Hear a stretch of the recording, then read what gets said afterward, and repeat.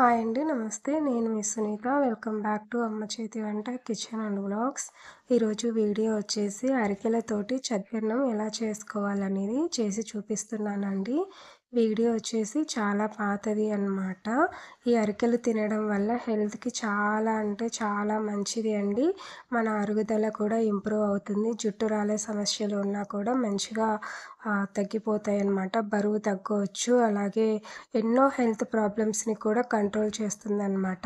అరికెలు రోజు తినడం వల్ల ఇలా చద్దన్నం రూపంలో కానివ్వండి, లేదంటే మనము ఉప్మాగా అయినా కూడా చేసుకొని తినొచ్చు. మరి ఎంతో టేస్టీగా ఉండే ఈ అరికెల చద్దన్నాన్ని ఎలా చేసుకోవాలో ఇప్పుడు చేసి చూపిస్తాను పదండి. దానికోసం ఇక్కడ నేను ఒక చిన్న గ్లాస్ అయితే అరికెలైతే తీసుకున్నానండి. మనం రెగ్యులర్‌గా అన్నం వండుకుంటాం కదా! ఆ గ్లాస్ తోటి ఒక గ్లాస్ అయితే అరికెలు తీసుకున్నాననమాట.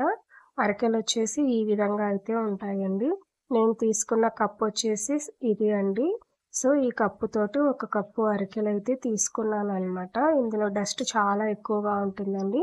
సుమారుగా ఒక 5, 6 సార్లయితే కడిగి శుభ్రం చేసి తీసుకొని మనం నానబెట్టుకుంటే సరిపోతుందండి. రాత్రి చేసుకుంటే ఉదయం నానబెట్టుకోండి. ఉదయం చేసుకుంటే రాత్రి నానబెట్టుకోండి. ఇక్కడ చూస్తున్నారు కదా! నేనొచ్చేసి సాయంత్రం చేయడం కోసమని ఉదయమే నానబెట్టాననమాట. సాయంత్రం కల్లా మంచిగా నానిపోయాయి. ఇక్కడ చూడండి మనం చేత్తో ఇలా నలుపుతుంటే పొడి పొడిగా అవుతున్నాయన్నమాట. సో, ఈ విధంగా అయితే నానబెట్టుకున్న తర్వాత ఇప్పుడు ఇది అన్నాన్ని మనం వండుకోవాలి. ఈ వాటర్ అంతా కూడా వంపేసి నేను ఇక్కడైతే మట్టి కుండలో చేస్తున్నానండి. సో, ఈ కడిగి పెట్టుకున్న అరికెలన్నిటిని కూడా మట్టి కుండలోకి తీసుకొని మనకి ఎసురుకైతే నేను కాస్త మెత్తగా అయితే ఉడికించుకుంటున్నానండి. నేనొచ్చేసి ఈ గ్లాస్ తోటి అయితే తీసుకున్నాను అని చెప్పాను కదా! సో, ఈ గ్లాస్ తోటి అయితే నేను 4 గ్లాసుల వాటర్ అయితే తీసుకుంటున్నాను. ఇదొచ్చేసి గ్లాస్ తోటి 2 గ్లాసుల వాటర్ అయితే ఇది ఒక చెంబు అవుతుందనమాట. సో, అందుకనేసి దీనితోటి 2 కప్పుల దాకా అయితే వాటర్ తీసుకున్నాను. నేనైతే ఇక్కడ గంజి అట్లా ఏమీ వంచట్లేదండి. డైరెక్ట్‌గా అయితే ఉడికిస్తున్నాననమాట. స్టవ్ పైన పెట్టుకొని నేను మూత పెట్టేసి అయితే ఉడికిస్తున్నాను. మధ్య మధ్యలో చూసుకుంటూ ఉండండి. మీ దగ్గర మట్టి కుండ లేకపోతే రెగ్యులర్‌గా అన్నం వండుకునే కుండలో అయినా సరే చేసుకోవచ్చనమాట. ఒక 5 నిమిషాలకి ఇలా పొంగు రావడం అనేది చిన్నగా స్టార్ట్ అవుతుందండి. అప్పుడు కొంచెం కలుపుతూ ఉడికించండి. మనం అరికెలనేది నానబెట్టుకున్నాం కదా! నానబెట్టుకున్నందుకు కాస్త త్వరగా అయితే ఉడుకుతాయండి. సో, ఈ విధంగా అయితే ఉడికించుకోవాలి. అలాగే నేనిక్కడ ఒక విషయం చెప్పాలి అండి. నా మాటలు కానీ, నా వాయిస్ కానీ ఎక్కడైనా తడబడుతూ ఉంటే క్షమించండి.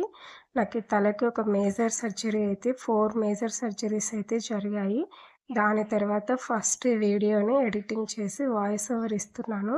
ఈ వీడియో వాయిస్ ఓవర్ ఇచ్చేటప్పుడు కూడా నాకు సివియర్ హెడేక్ వచ్చిందండి. తర్వాత అయినా సరే నేను వాయిస్ ఓవర్ అయితే ఇచ్చాననమాట. అందుకే కాస్త నిదానంగా మాట్లాడుతున్నాను. ఈ హెల్త్ బెనిఫిట్స్ కూడా చెప్పలేకపోతున్నాననమాట. నాకు ఈ ప్రాబ్లమ్ వచ్చేసి బై బర్త్ వచ్చిన ప్రాబ్లమ్ అండి. దాని తర్వాత నేను ఇంకా ఇంత గట్టిగా ఆరోగ్యంగా ఇంకా బ్రతికి ఉన్నాను అంటే ఇలాంటి మంచి హెల్తీ ఫుడ్ తినడం వల్లనే.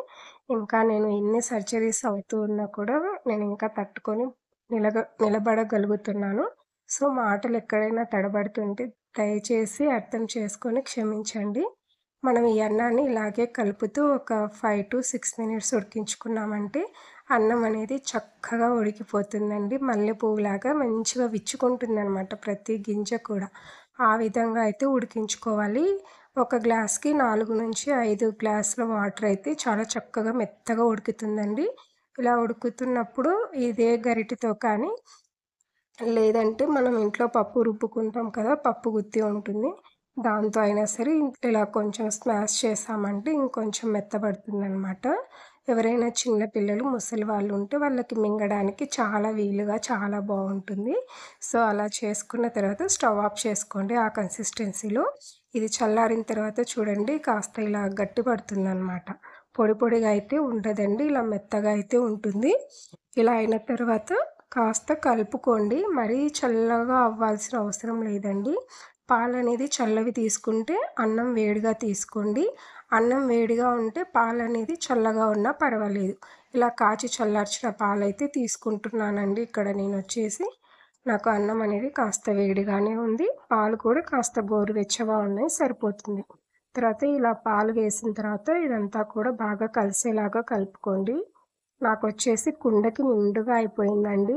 ఎందుకంటే మా పెద్దమ్మాయి అడిగిందనమాట. "నాకు కావాలమ్మా చేసి పెట్టు. నాకు తినాలని ఉంది. నాకు చేయు" అంటే తన కోసమని కాస్త ఎక్కువగా చేశాను. ఇలా పాలన్నీ వేసుకున్న తర్వాత మన పెరుగు ఉంటుంది కదా! ఆ పెరుగు అనేది కొంచెం తీసుకొని తోడు పెట్టుకోవాలి అండి. కాస్త గోరువెచ్చగా ఉన్నప్పుడే తోడు పెట్టుకోవాలి. మరి వేడిగా ఉంటే తోడనేది పేరుకోదనమాట. తోడుకోదు. సో, అలా గోరువెచ్చగా ఉన్నప్పుడు తోడు పెట్టుకొని మరొకసారి అన్నాన్నంతా కూడా కలిసేలాగా కలుపుకోండి. ఎక్కడా కూడా ఉండలు లేకుండా చూసుకోండి. మీకు గిన్నె కాస్త పెద్దది తీసుకోండి సరిపోతుంది. ఇలా మొత్తం కలిపేసుకున్న తర్వాత మూత పెట్టుకొని పూర్తిగా ఓవర్ నైట్ అనేది అలా వదిలేసేయండి. మార్నింగ్ కల్లా అన్నం అనేది చక్కగా పెరుగు 2 కూడా తోడుకుంటాయన్నమాట. ఇదొచ్చేసి ఉదయం అయితే తీసి చూపిస్తున్నాను అండి. ఇక్కడ చూస్తున్నారు కదా! పెరుగు అయితే చక్కగా తోడుకుందండి. చద్దన్నం అయితే చాలా బాగా తోడుకుంది.